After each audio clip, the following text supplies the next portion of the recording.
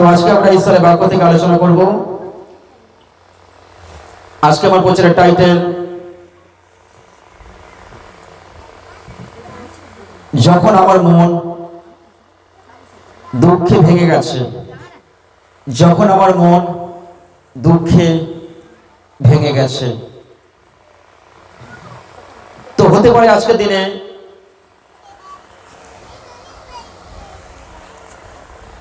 অনেকে এই সমস্যার মধ্যে রয়েছেন, তাদের মন দুঃখ কষ্টে ভেঙে গেছে, বিভিন্ন সমস্যা বিভিন্ন কষ্টে যন্ত্রণার মধ্যে আছেন। আজকে যদি এইরকম পরিস্থিতির মধ্যে আপনি থাকেন, যে কোনো বিষয়ে যদি আপনার মন দুঃখে কষ্টে যন্ত্রণায় ভেঙে গেছে বা হতাশ হয়ে আছেন, আজকের দিনে আপনি চিন্তিত,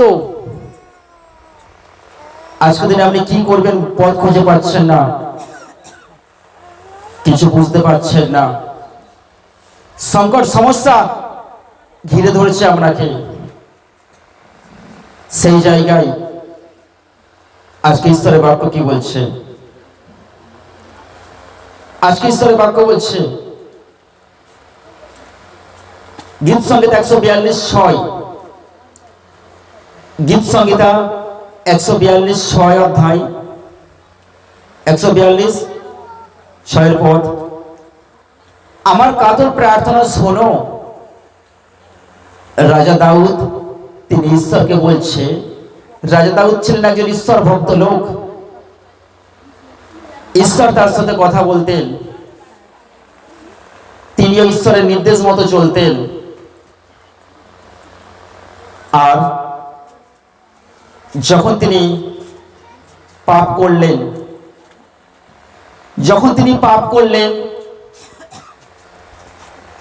পাপ করার কারণে ঈশ্বর তার থেকে পরিত্যাগ করলেন। ঈশ্বরের সন্তানেরা যখন আমরা পাপ করি, পাপের বেতন হলো মৃত্যু। পাপ তার নিজের মানুষকেও ছাড়ে না। আর ঈশ্বর জগৎ সৃষ্টি করলেন, এই পৃথিবীর সমস্ত কিছু সৃষ্টি করলেন। তিনি পৃথিবীর প্রথম পুরুষ আদমকে সৃষ্টি করলেন জগতের এই ধুলোবালি থেকে, এবং তার ঈশ্বর তার নিঃশ্বাস, তার শ্বাসবায়ু যে তিনি কাদা মাটি দিয়ে মানুষকে তৈরি করেছিলেন, সেই কাদা মাটিতে সেই পুতুলের উপরে তার নাকে শ্বাসবায়ু দিলে জীবিত হয় মানুষ। প্রথম তিনি পুরুষ সৃষ্টি করলেন যার নাম হলো আদম, এবং আদমের বক্ষ থেকে পাঁজর থেকে তিনি এক নারীকে সৃষ্টি করলেন যার নাম হবা। তাই নারী হলো পুরুষের অর্ধেক, তাই তাকে বলা হয় অর্ধাঙ্গিনী। তো ঈশ্বর এইভাবে পৃথিবীতে তিনি পুরুষ এবং নারীকে সৃষ্টি করলেন। কেন সৃষ্টি করলেন? তার সেবা কার্যের জন্য, তার গৌরবের জন্য, তার প্রশংসার জন্য। কিন্তু ঈশ্বর যাদের সৃষ্টি করলেন, তারা শয়তানের দ্বারা প্রলোভিত হয়ে ঈশ্বরের কথা অমান্য করলেন। ঈশ্বর যা যা নির্দেশ দিয়েছিলেন তার কথা অবাধ্য হয়ে তারা পাপ কাজ করলেন। আর পাপ কাজ করার ফলে ঈশ্বর তাদের থেকে সরে যায়, তাদের থেকে মুখ ফিরিয়ে নেয়। আর পাপ এত দ্রুত হারে বাড়তে থাকে যে আজকের সারা পৃথিবীতে পাপ ছড়িয়ে পড়ে। ভাইরাসের থেকেও পাপ ছড়িয়ে পড়ে দ্রুত হারে। আর মানুষ পাপে জীবনযাপন করতে শুরু করে। এইভাবে যখন রাজা দাউদও তিনি পাপ কাজ করেছিলেন, তিনি ব্যভিচার করেছিলেন, পরস্ত্রীর প্রতি তিনি আকৃষ্ট হয়ে তার সঙ্গে সম্পর্ক করেছিলেন, আর সেই জায়গায় ঈশ্বর তিনি ক্রুদ্ধ হয়েছিলেন, তার থেকে মুখ ফিরিয়ে নিয়েছিলেন। ঈশ্বর একদিন যাকে রাজা করেছিলেন, সেই রাজা দাউদ ঈশ্বরের বিরুদ্ধে চলার জন্য, নিজের যৌবনের চাহিদা মেটানোর জন্য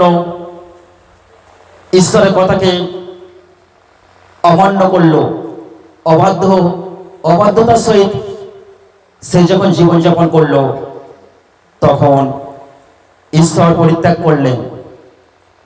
এইভাবে আজকে সারা পৃথিবীতে, আজকে আমাদের মধ্যে পাপের প্রবেশ ঘটেছে এবং আমরা পাপ কাজ করে চলেছি। ক্যান্সার হলেও মানুষ বেঁচে যাচ্ছে, বিভিন্ন রোগ, জটিল কঠিন রোগেও মানুষ বেঁচে যাচ্ছে।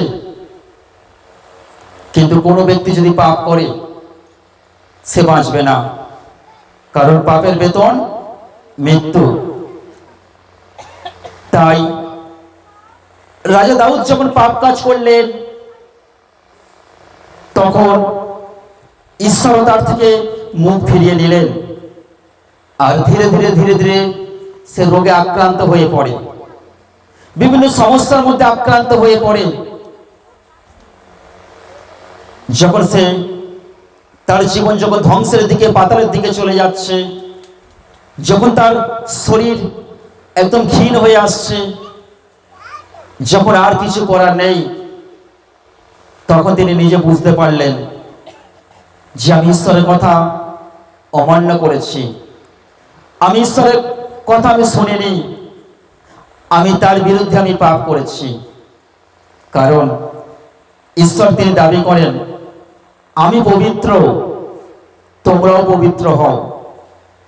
আজকের ঈশ্বর তিনি পবিত্র, কিন্তু আজকে আমরা পাপে জীবনযাপন করছি। তাই ঈশ্বরের সঙ্গে আমাদের এটাই তফাৎ। ঈশ্বর পবিত্র হওয়ার জন্য তিনি আছেন স্বর্গে, আর আমরা পাপী হওয়ার জন্য আমরা আছি এই পৃথিবীতে। তিনি স্বর্গে থাকলে কি হবে? তিনি যে আমাদের সৃষ্টি করেছেন, তিনি যে নিজের হাতে আমাদের বানিয়েছেন, তিনি যে নিজের হাতে আমাদের তৈরি করেছেন, তাই স্বর্গ থেকে তিনি তার সন্তানদের প্রতি তিনি নিরীক্ষণ করছেন। স্বর্গ থেকে তিনি তার সন্তানদের দিকে তাকিয়ে দেখছেন, তার সন্তানরা অর্থাৎ আমরা কিভাবে জীবনযাপন করছি। আমরা অনেক সময় মনে করি এই কাজটা আমি গোপনে করব, অন্ধকারে করব, কেউ জানতে পারবে না। না, কেউ জানতে না পারলেও আপনার গোপন কাজটা, গোপন পাপটা কেউ জানতে না পারলেও ঈশ্বরের কাছে সমস্ত কিছুই প্রকাশ পায়।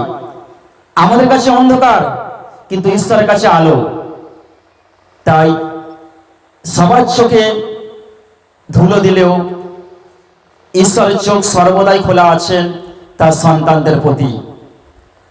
তাই যখন আমরা এইভাবে পাপ কাজে যুক্ত হয়ে যাই, তখন ঈশ্বর তিনি আমাদেরকে এই পৃথিবীতে ছেড়ে দিলেন, আর আমাদেরকে এই পৃথিবীতে ছেড়ে দিয়ে তিনি বললেন, তোমরা যৌবনে আনন্দ উপভোগ করো, কিন্তু আমি প্রতিটা দিনের আমি হিসাব তোমাদের কাছ থেকে নেব, আমি প্রতিটা দিনের বিচার আমি তোমাদের কাছ থেকে নেব, তোমরা প্রতিটা দিন কি করেছ। তাই আজকের মানুষ, আজকে আমরা নিজের জ্ঞানে চলছি, নিজের বুদ্ধিতে চলছি, আমরা শাস্ত্রের কথা বা ঈশ্বরের কথা আমরা চলছি না, আমরা তাকে চিনতে পারিনি, তাকে জানতে পারিনি। আর এইভাবে যখন রাজা দাউদ তিনি পাপ করলেন, তখন পাপের কারণে তার সমস্ত কিছু মন ভেঙে যায়, শরীর দুর্বল হয়ে যায়, অসুস্থতায় জীবনযাপন করেন। যখন তিনি ভুলটা বুঝতে পারলেন, তখন তিনি ঈশ্বরের কাছে ফিরে আসলেন আর ঈশ্বরের কাছে প্রার্থনা করলেন। আর তিনি ঈশ্বরকে বললেন, আমার কাতর প্রার্থনা তুমি শোনো। হে সদা প্রভু, আমি তোমার বিরুদ্ধে পাপ করেছি, তুমি আমার প্রার্থনা শোনো, কারণ আমি নিদারুণ প্রয়োজনে রয়েছি।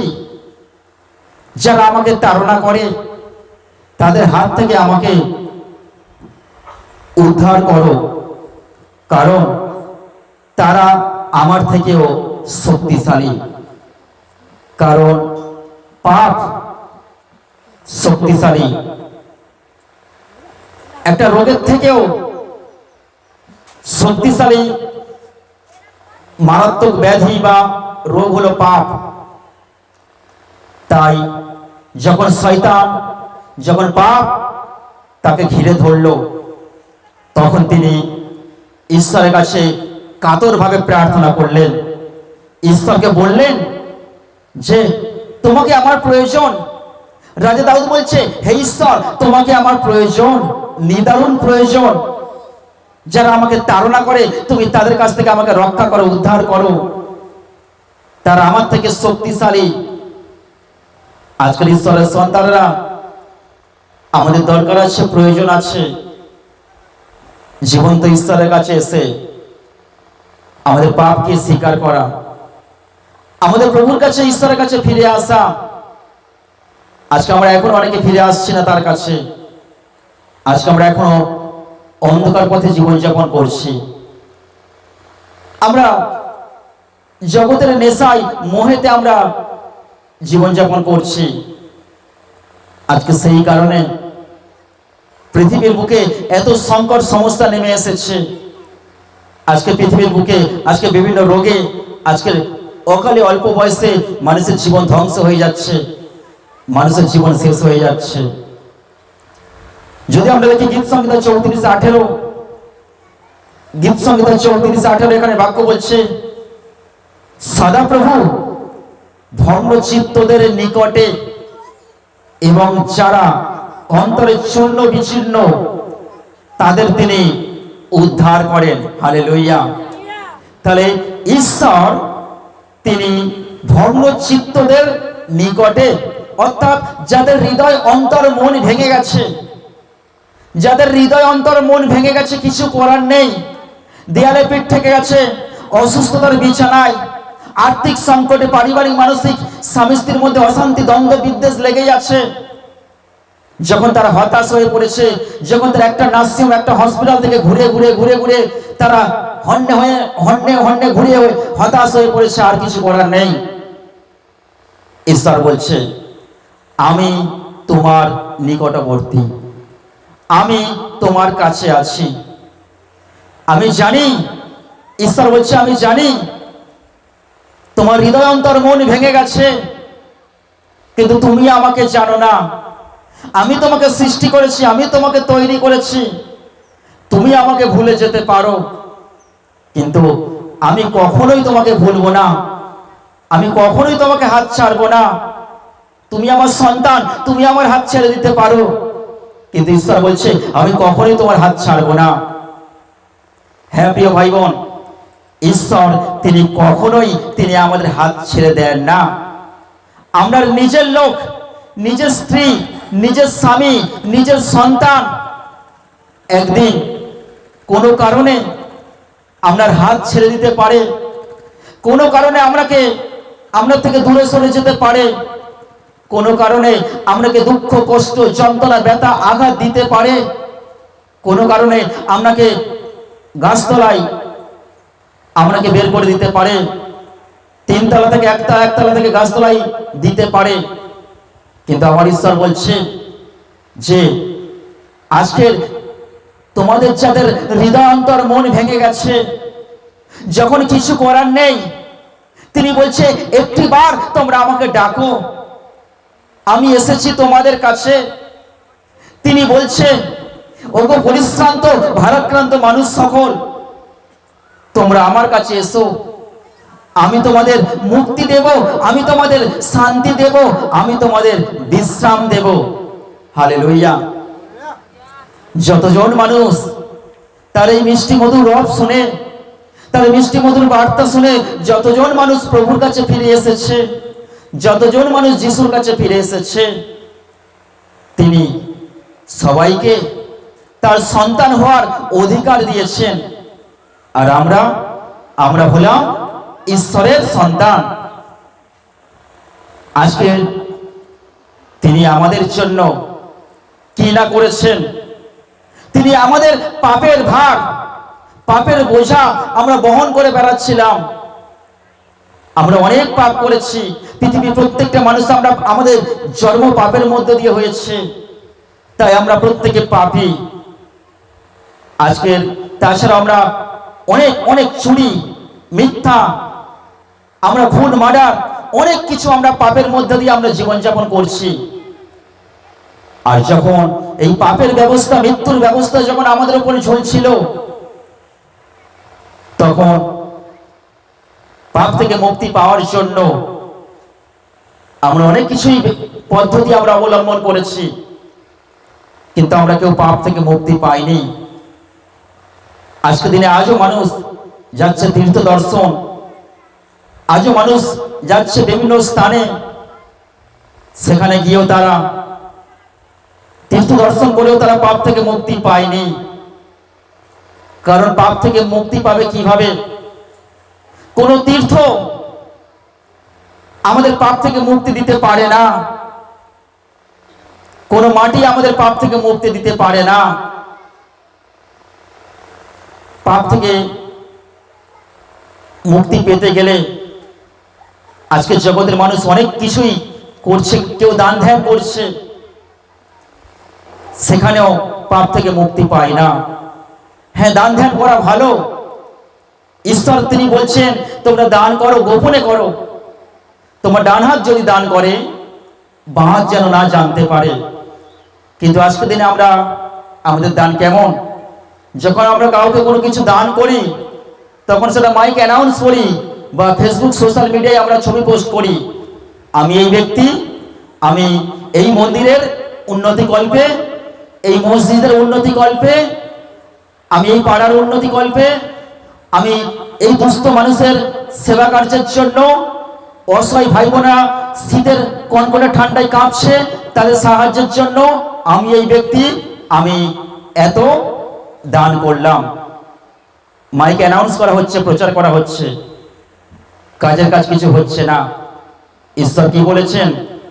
ঈশ্বর বলেছেন দান হবে গোপনে। তুমি ডান হাত দিয়ে দান করবে, বাঁ হাত জানতে পারবে না।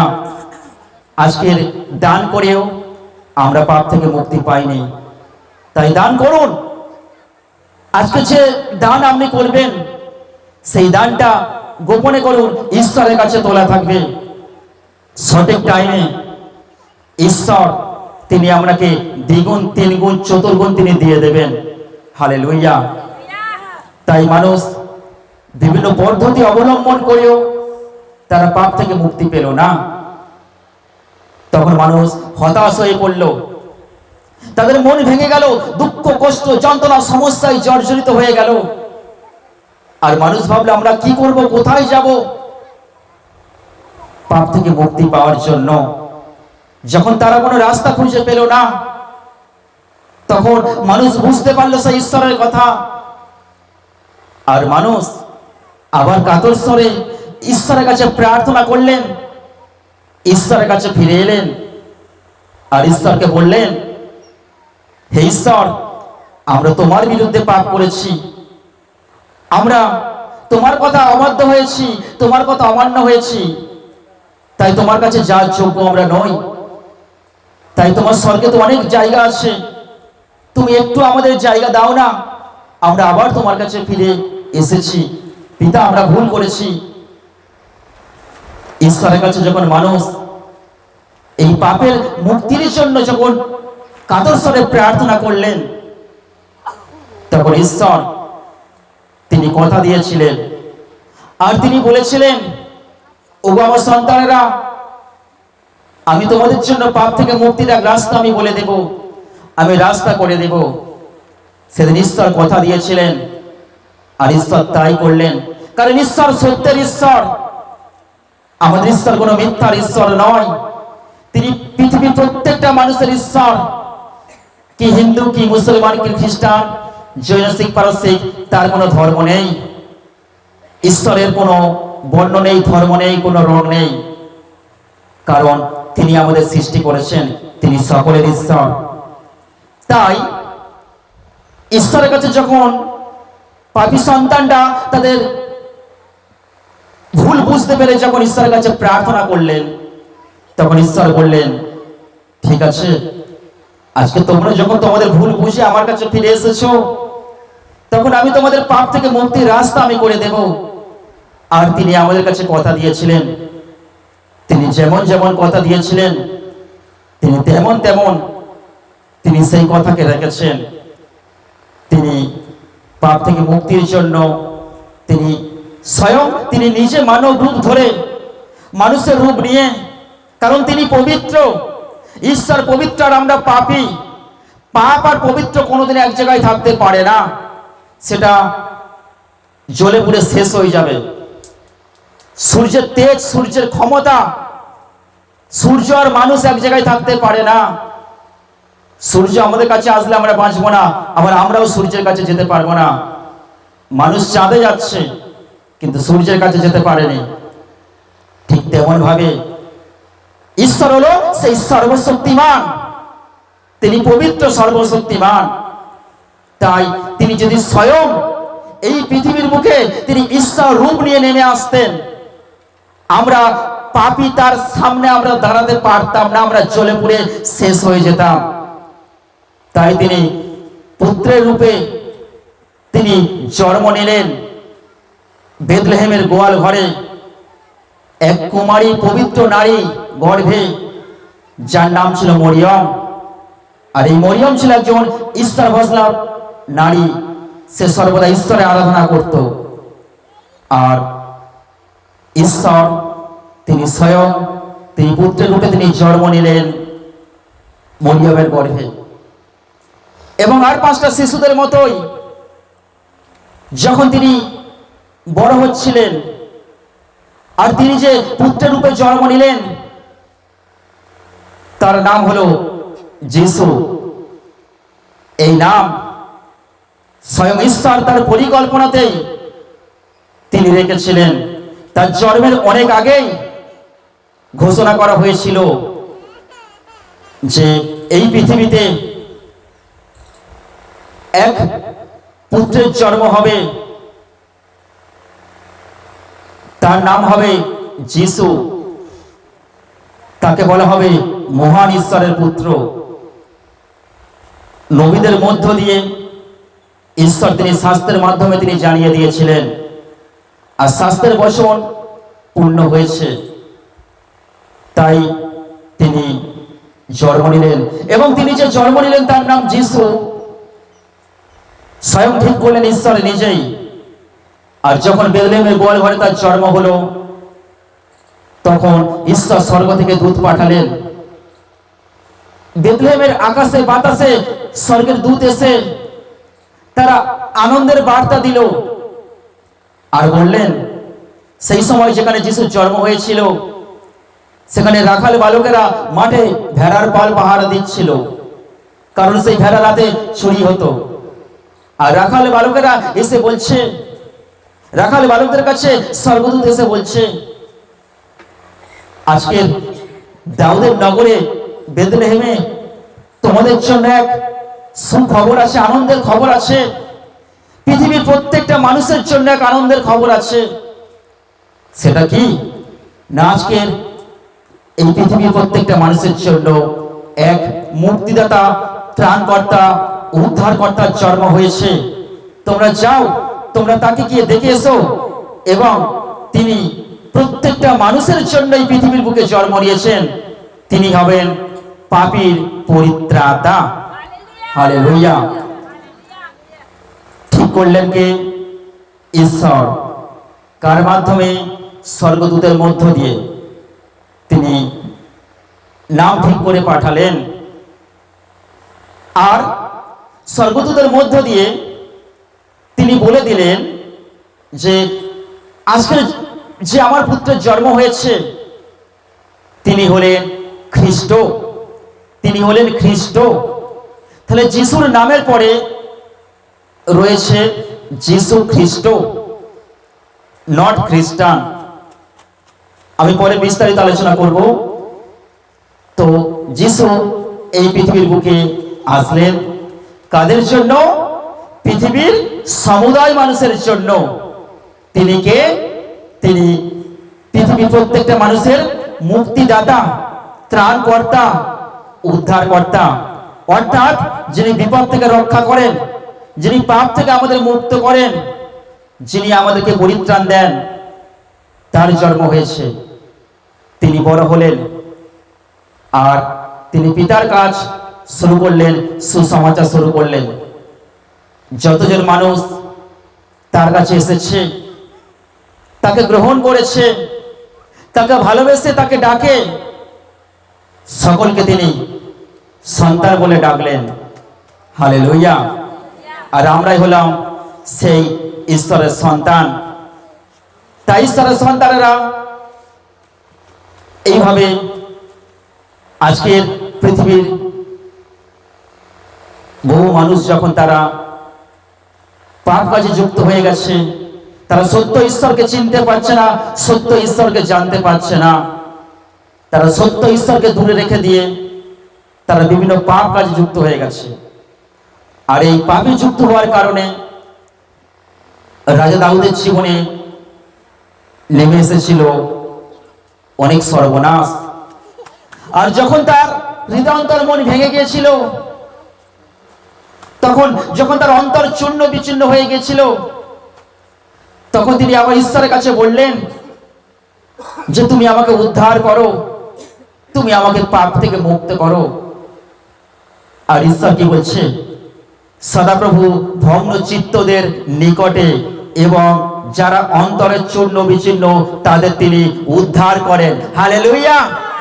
আজকের হতে পারে আপনি চূর্ণ বিচূর্ণ অন্তরে, আজকের আপনার সমস্ত আশা শেষ, আজকের ডক্টর বলেছে কিছু করার নেই, আজকে হসপিটাল বলেছে কিছু করার নেই, আজকের জগতের মানুষ আপনার থেকে সরে গেছে, আজকের কেউ আপনার পাশে নেই, আজকে আপনার অর্থ নেই, অর্থ না থাকার কারণে বন্ধু নেই, আজকে আপনি একাকিত্বের মধ্যে দিয়ে জীবনযাপন করছেন, আপনি ভেঙে পড়েছেন।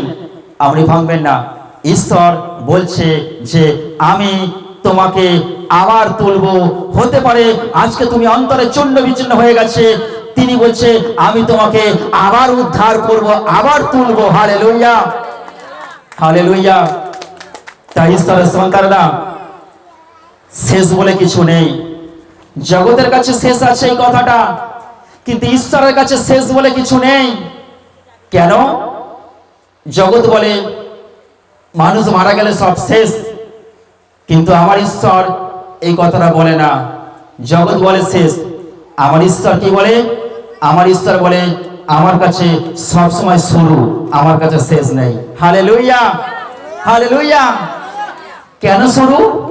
কারণ তিনি বলছে যারা আমার কাছে এসেছে, ঈশ্বর বলছে যারা আমার কাছে এসেছে তাদের আর দ্বিতীয় মৃত্যু হবে না, তাদের আর দ্বিতীয় মৃত্যু হবে না। কিন্তু যারা আমাকে না বিশ্বাস করে, যারা আমার কাছে আসেনি, যারা পাপে জীবনযাপন করছে, তাদের দ্বিতীয় মৃত্যু হবে। ঈশ্বরের সন্তানরা, হয়তো আপনারা অনেকে ভাবছেন এটা আবার কি, দ্বিতীয় মৃত্যু আবার কি? মৃত্যু তো একটাই না। ঈশ্বরের সন্তানরা আপনারা অনেকে জানেন না, কারণ ঈশ্বর কি বলছেন? শাস্ত্র পড়ুন, ঈশ্বর কি বলছেন? মৃত্যু আমরা জানি একটা, কিন্তু ঈশ্বর বলছে মৃত্যু দুটো। কি দুটো মৃত্যু? আজকে যারা অবিশ্বাসী, আজকে যারা প্রভুর কাছে আসছে না, যারা যিশুর কাছে আসছে না, যারা যিশুকে গ্রহণ করছে না, তার কাছে ফিরে আসছে না, যারা পাপে জীবনযাপন করছে, আমাদের প্রত্যেকেরই মৃত্যু হবে।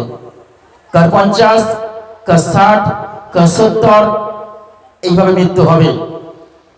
ঈশ্বর তিনি মৃত্যুকে নির্ধারণ করেছেন, আয়ুকে নির্ধারণ করেছেন 120 বৎসর।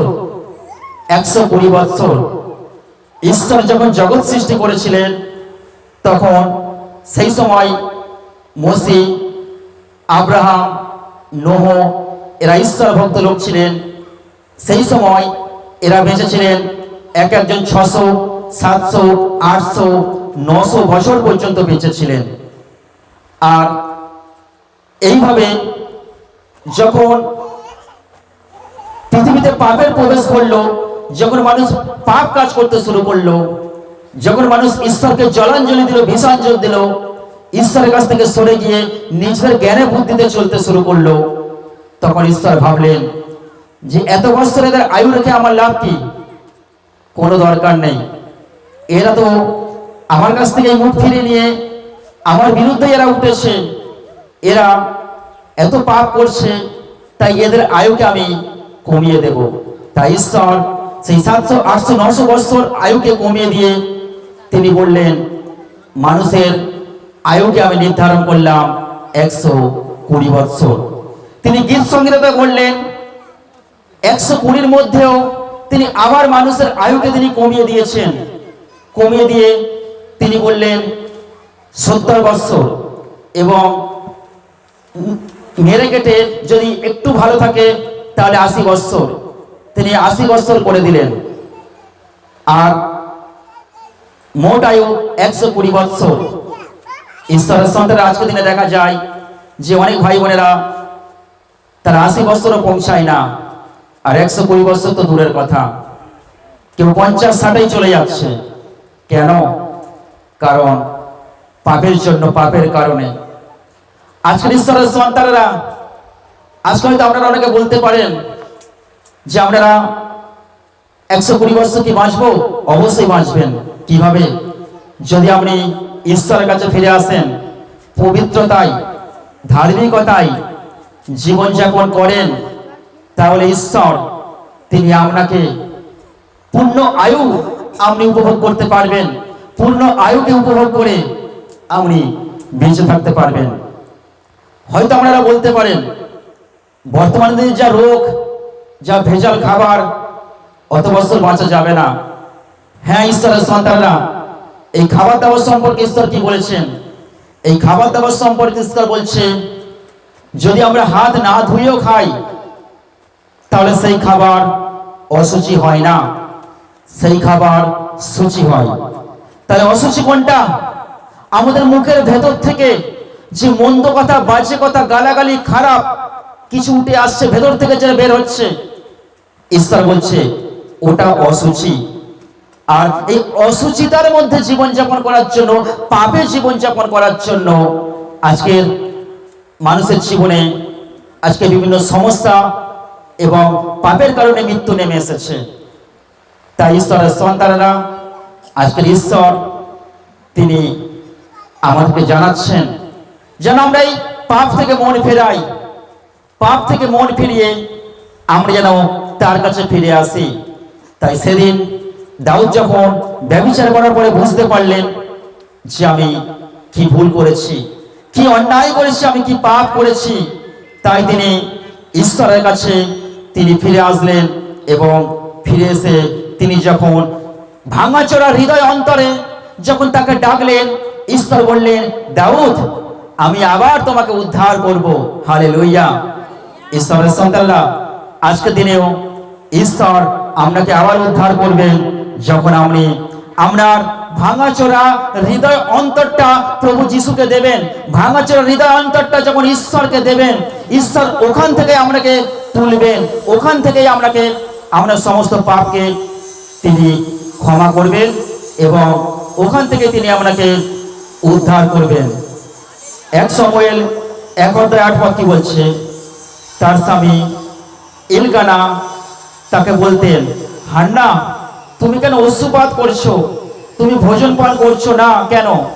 তুমি মন খারাপই বা কেন করে আছো? তোমার কাছে 10 ছেলের চেয়ে আমি কি বেশি নই? হালেলুয়া।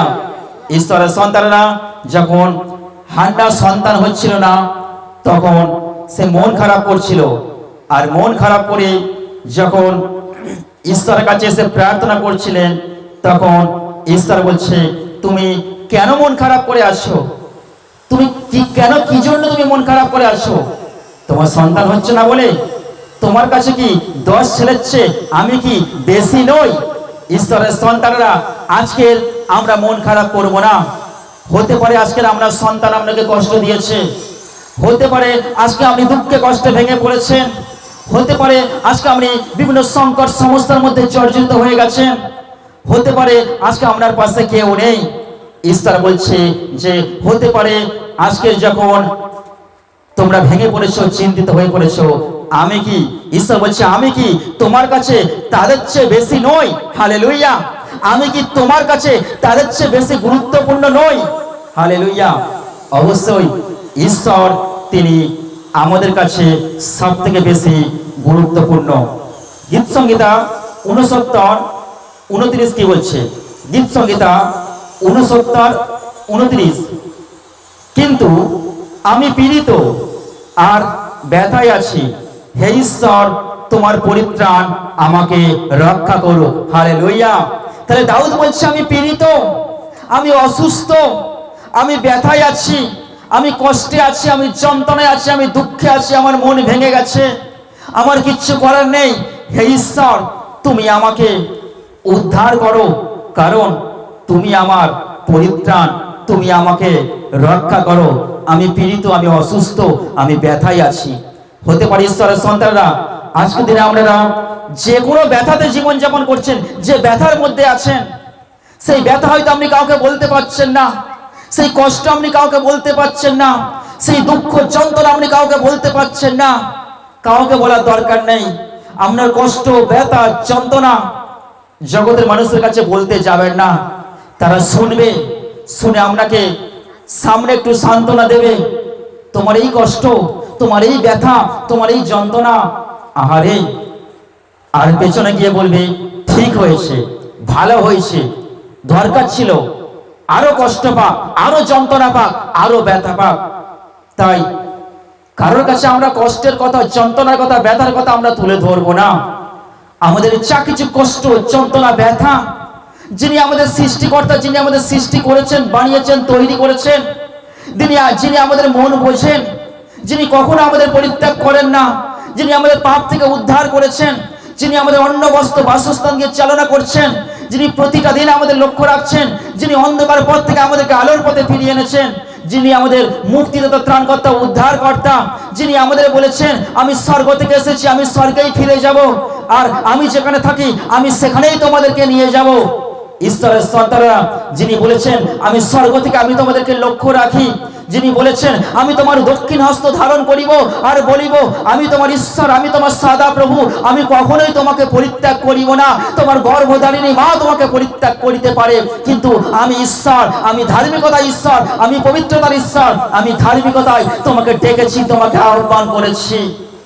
আর আমি যখন তোমাকে ডেকেছি, আমি যখন তোমাকে আহ্বান করেছি, তখন শুনে নাও, ঈশ্বর বলছে আমি কোনো মতে, আমি কখনোই তোমাকে পরিত্যাগ করব না, কখনোই আমি তোমাকে ছাড়বো না। হালেলুয়া। ঈশ্বরের সন্তানেরা, যখন আমরা দুঃখে থাকি, যখন আমরা কষ্টে থাকি, যখন আমরা ব্যথায় থাকি, যখন আমরা অসুস্থতায় থাকি, তখন ঈশ্বরকে বলি, অভিযোগ করি, প্রভু তুমি কি আমার দুঃখ দেখতে পাচ্ছ না?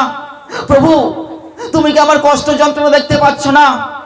আবার অনেকে আমরা বলি, জগৎ সংসারে যখন কষ্ট পাই তখন বলি আর ভালো লাগছে না, মরে গেলে ভালো হয়, বেঁচে যাই, ফুরিয়ে যাই।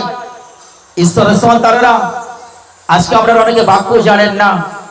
বাক্য না জানার কারণে আপনাদের কথার মধ্য দিয়ে আপনারা নিজেরাই ধ্বংস হচ্ছেন, কথার মধ্য দিয়ে আপনারা নিজেরাই শেষ হচ্ছেন। একটু আগে কি বললাম? একটু আগে বললাম হাত না ধুয়ে খেলেও ঈশ্বর বলছে সেই খাবারটা অসুচি নয়, সূচি।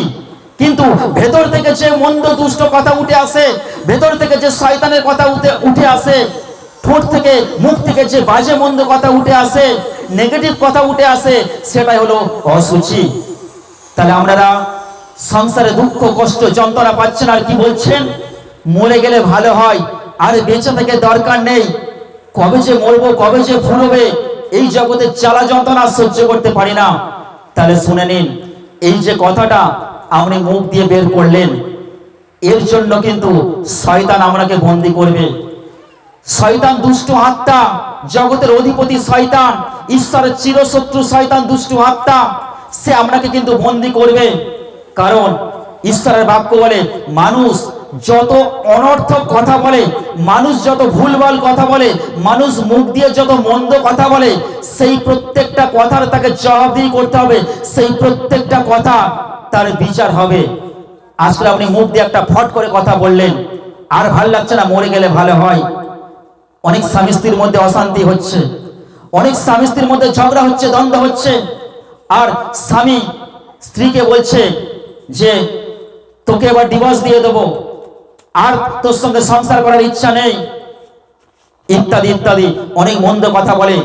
এই যে মুখ দিয়ে যে মন্দ কথাটা বের করলেন, শয়তান সেটা শুনে নিয়েছে। অনেকে বলে না দেয়ালের কান আছে, এটা প্রবাদ বাক্য কিন্তু ঠিকই বলেছে, দেয়ালের কান আছে না, দেয়ালের কান নেই। শুনে নিন, দেয়াল একটা জড় বস্তু, তার কান নেই। কার কান আছে? ঈশ্বরের কথাটা জগৎ একটু উল্টে ব্যাখ্যা করেছে। জগৎ বলছে এই কথাটা মুখ থেকে বের করিস না, দেয়ালের কান আছে। না, শুনে নিন, দেয়ালের কান নেই, শয়তানের কান আছে। শয়তান কে? ঈশ্বরের চিরশত্রু। শয়তান কে? ঈশ্বরের স্বর্গদূত। কোথায় থাকতো? স্বর্গে থাকতো। কেন শয়তান হলো? ঈশ্বর স্বর্গ থেকে তাকে পৃথিবীর বুকে তাড়িয়ে দিয়েছে, বিতরণ করেছে। কেন? ঈশ্বরের সমান হতে চেয়েছিল, ঈশ্বরের সমতুল্য হতে চেয়েছিল।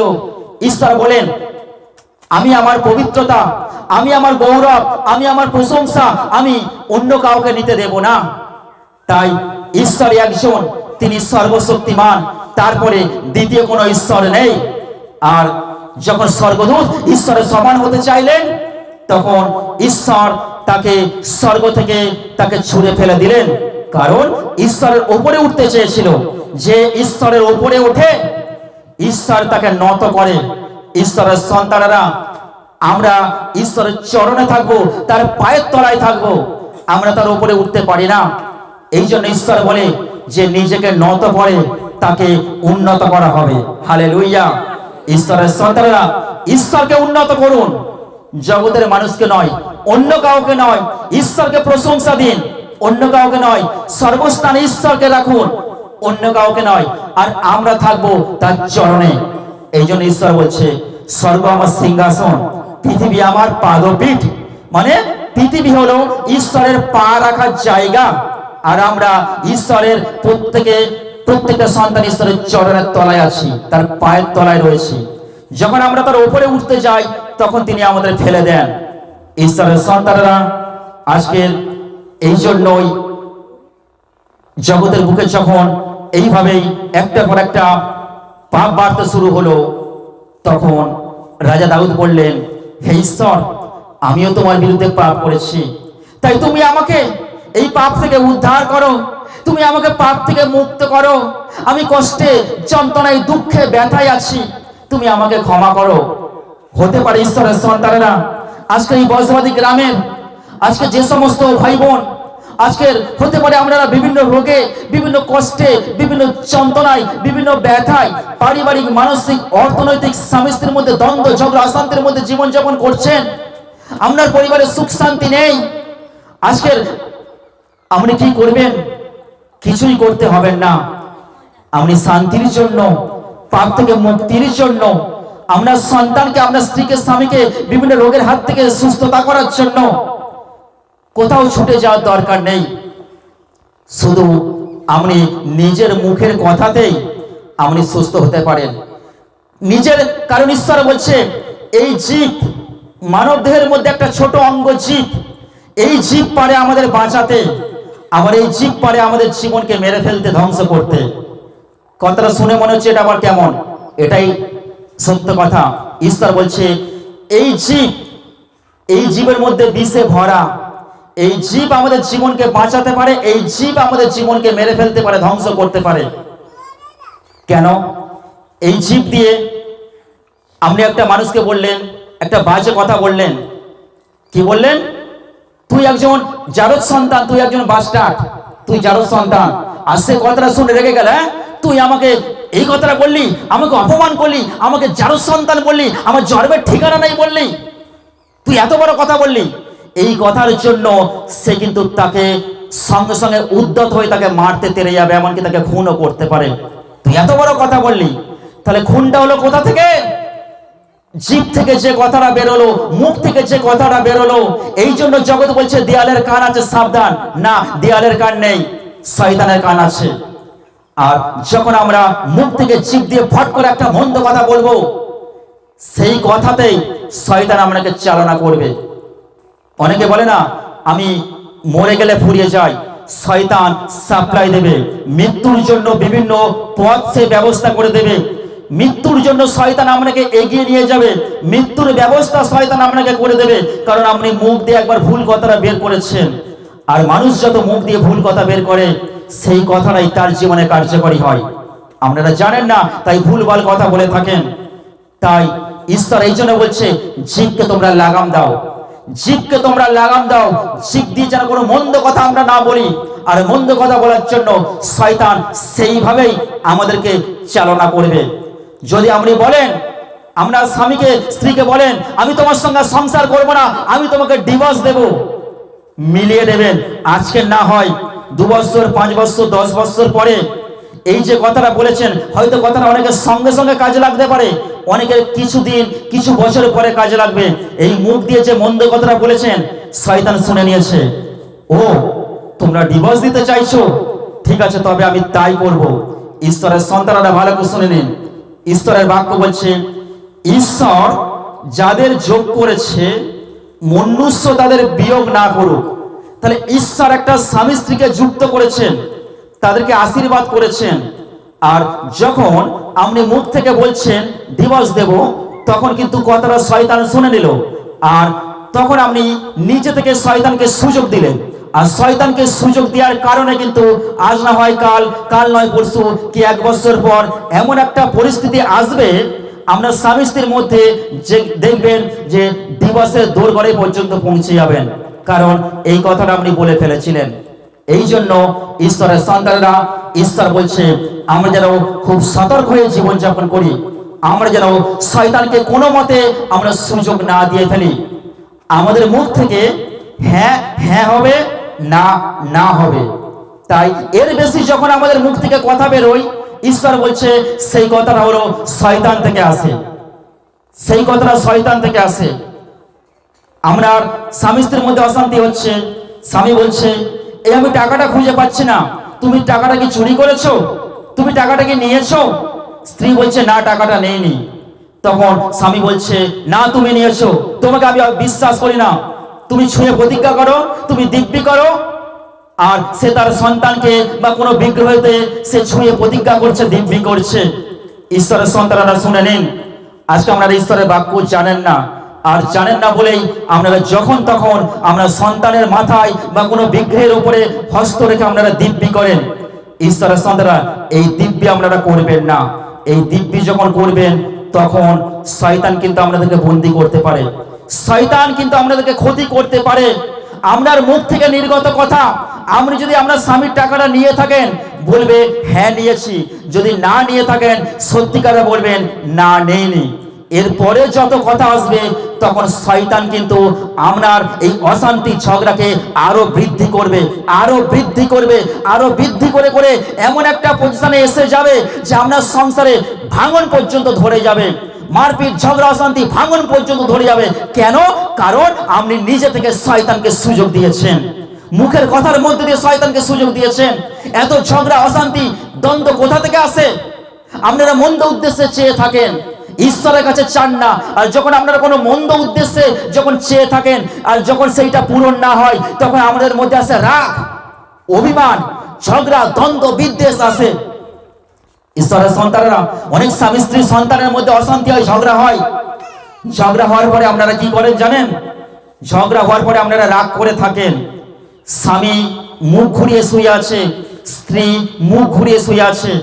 এ ভাবছে আমি কেন আগে কথা বলবো, আমি স্বামী, আমি পুরুষ, আমি কেন ওর কাছে নত হব, আমি কেন আগে কথা বলবো।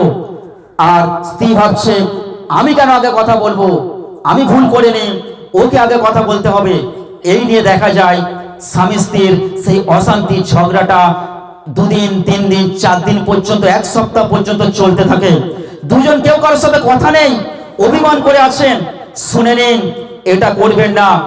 এটা যদি করে থাকেন আপনাদের জীবনে মারাত্মক ধ্বংস ক্ষতি ডেকে আনবেন। কেন? কারণ ঈশ্বর বলেছেন, যখন তোমাদের মধ্যে রাগ আসে, স্বামী স্ত্রীর মধ্যে, সন্তানের মধ্যে বা বন্ধু বান্ধবদের মধ্যে, যখনই কারোর মধ্যে তোমরা রাগ করো, সূর্য ডোবার আগে, ঈশ্বর বলছে সূর্য ডোবার আগে সেই রাগটাকে তোমরা ছেড়ে দাও। সেই রাগটাকে স্বামী স্ত্রীর মধ্যে, সন্তানের সঙ্গে মিউচুয়াল করে নাও, নিয়ে সূর্য ডোবার আগে সেই রাগটা ছেড়ে দাও।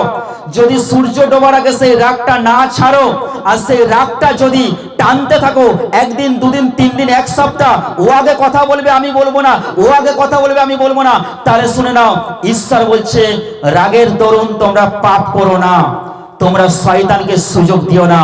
যখন এই ঝগড়া অভিমান যখন 2 দিন, 3 দিন, 4 দিন টানতে থাকবেন, সেখানে শয়তান আমাদের স্বামী স্ত্রীর যে পবিত্র প্রেম, স্বামী স্ত্রীর যে মধুর ভালোবাসা, সেই মধুর ভালোবাসার মধ্যে, আমরা বাবা সন্তানের, ছেলে মেয়ের মধ্যে, বন্ধু বান্ধবের মধ্যে যে মধুর রিলেশন সম্পর্ক, সেইটা শয়তান নিমেষের মধ্যে শেষ করে দেয় এবং শয়তানের সুযোগ নিয়ে নেয়। সুযোগ নিয়ে সেখানে তৃতীয় ব্যক্তি প্রবেশ ঘটে, আর তৃতীয় ব্যক্তি শয়তান প্রবেশ ঘটার ফলে আমরা স্বামী স্ত্রীর মধ্যে যে মিষ্টি মধুর প্রেম, সেটা ভাঙন ধরে যায়। আমাদের বন্ধুর মধ্যে, মা ছেলের মধ্যে, বাবা ছেলের মধ্যে, মা মেয়ের মধ্যে ভাঙন ধরে যায়। কে করেন? এটা শয়তান করে। কেন? দোষটা কার? দোষটা আপনার। কেন? কারণ আপনি ঈশ্বরের বাক্য জানেন না। ঈশ্বরের বাক্য না জানার জন্য সেই রাগ অভিমান ঝগড়াটা আপনি দিনের পর দিন, 2 দিন, 3 দিন, 4 দিন আপনি ইগোতে টেনে রেখেছেন। আর সেখানে ঈশ্বর বলছে সূর্য ডোবার আগে রাগটাকে ছেড়ে দাও। সূর্য ডোবার পরেও তোমরা রাগটাকে ধরে রাখবে না, রাগের দরুন তোমরা পাপ করো না। আজকে ঈশ্বরের সন্তানেরা ঈশ্বরের বাক্য না জানার জন্য আজকে আমাদের জীবন ধ্বংস হয়ে যাচ্ছে। ঈশ্বরের বাক্য না জানার জন্য আজকে আমাদের জীবন শেষ হয়ে যাচ্ছে। আজকের ঈশ্বরের সন্তানরা, তাই তো রাজা দাউদ তিনি তার ভুল বুঝতে পেরে তিনি ঈশ্বরের কাছে ফিরে আসলেন। গীত সংহিতা 147 গীত সংহিতা 147 তিনি ভঙ্গ চিত্তদের সুস্থ করেন এবং তাদের সকল ক্ষতস্থান তিনি বেঁধে দেন। Hallelujah, hallelujah. হতে পারে আজকে আপনি অসুস্থ, হতে পারে আজকে আপনি বিভিন্ন রোগে আক্রান্ত, হতে পারে আমরা migraine, cancer, brain tumour, TB, যা কিছু রোগে আপনি আক্রান্ত হয়েছেন। ঈশ্বর কি বলছে? ঈশ্বর বলছে একমাত্র আমি পারি তোমাকে সুস্থ করতে, আমি পারি তোমার ক্ষতস্থানকে আমি বেঁধে দিতে। কারণ আমরা জানি যখন আমরা পেশেন্ট আইসিইউতে, তখন ডক্টর পর্যন্ত ভরসা করে ঈশ্বরের উপর। ডক্টর পর্যন্ত বলে যে ঈশ্বরের কাছে প্রার্থনা করুন, ঈশ্বর ছাড়া কিছু করার নেই। যদি তিনি পারেন আপনার পেশেন্টকে বাঁচাতে, আমার হাতে কোনো ক্ষমতা নেই, যা আছে ঈশ্বরের হাতে। আপনারা যদি কোনোদিন ভেলোর সিএমসিতে যান, ভেলোর সিএমসি, ভেলোর হসপিটালে যান, সেখানে গিয়ে দেখবেন বড় বড় ডক্টররা তারা ওটিতে ঢোকার আগে তারা যিশুর কাছে প্রার্থনা করছেন, ঈশ্বরের কাছে মস্তক নত করে তারা দাঁড়িয়ে প্রার্থনা করছেন। প্রার্থনা শেষ হওয়ার পরে তবেই ভেলোরের বড় বড় ডক্টররা তারা ওটিতে, অপারেশন থিয়েটারে যায়। ভেলোর সিএমসি যারা গেছেন জানেন, যারা যাননি খোঁজ নিয়ে দেখবেন, সেখানে বড় বড় ডক্টররা যিশুর কাছে মস্তক নত করে প্রার্থনা করে, ঈশ্বরের কাছে প্রার্থনা করে তবে কিন্তু তারা ডিউটিতে জয়েন করেন। ঈশ্বরের সন্তানেরা, তাই হতে পারে আপনার একটা জটিল কঠিন রোগ, সেখান থেকে ঈশ্বর আপনাকে সুস্থ করবেন। তার প্রমাণ আমি নিজেই। আজকে যে আমি এসেছি বসবাদী গ্রামে, আজকের আমি ঈশ্বরের কাছ থেকে যে দয়াটা পেয়েছি, এই প্রভু যিশুকে, তাকে ডাকলে কি হবে, তাকে কেন ডাকবো, কি জন্য ডাকবো, ডাকলে কি পাবো, আজকে আমি জানাতে এসেছি। আজকের আপনারা ভাববেন না আমি কোনো ধর্ম প্রচার করতে এসেছি। এটা কোনো ধর্ম প্রচার নয়। যিশু কোনো ধর্মের লোক নয়, ঈশ্বর কোনো ধর্মের লোক নয়। যিশু কি বলেছেন? যিশু বলেছেন আমি এসেছি এই পৃথিবীতে পাপী তাপীদেরকে উদ্ধার করতে। তিনি বলেছেন আমি কোনো ধর্ম বাড়াতে বা ধর্ম চেঞ্জ করতে আসিনি। তাই যে কেউ আমাকে বিশ্বাস করে সে মুক্তি পাবে, সে উদ্ধার পাবে। হালেলুয়া। তাই আপনি যে অবস্থাতে আছেন, আজকে আমি হিন্দুতে আছি, আমি হিন্দুতেই থাকবো। আজকে আমি মুসলমানে আছি, মুসলমান ধর্মেই থাকবো। আজকে আমি খ্রিস্টান আছি, খ্রিস্টান ধর্মেই থাকবো। আজকে আমি শিখ, জৈন, পারসিক ধর্ম আছি, সেই ধর্মেই থাকবো। কারোর ধর্ম চেঞ্জ করার দরকার নেই। আপনারা হয়তো অনেকে ভুল বুঝে আছেন যিশুর কাছে গেলে ধর্ম চেঞ্জ করতে হবে। না প্রিয় ভাই বোন, না, আপনারা ভুল বুঝে আছেন। কারণ ঈশ্বরের যেমন কোনো ধর্ম নেই আর যিশুরও কোনো ধর্ম নেই। তাই যিশু এসেছেন আমাদেরকে পাপ থেকে উদ্ধার করতে, আমাদের পরিত্রাণ দিতে, আমাদের স্বর্গে ফিরিয়ে নিয়ে যেতে, পিতার কাছে ফিরিয়ে নিয়ে যেতে তিনি এসেছেন। আজকে তিনি কি বলছেন?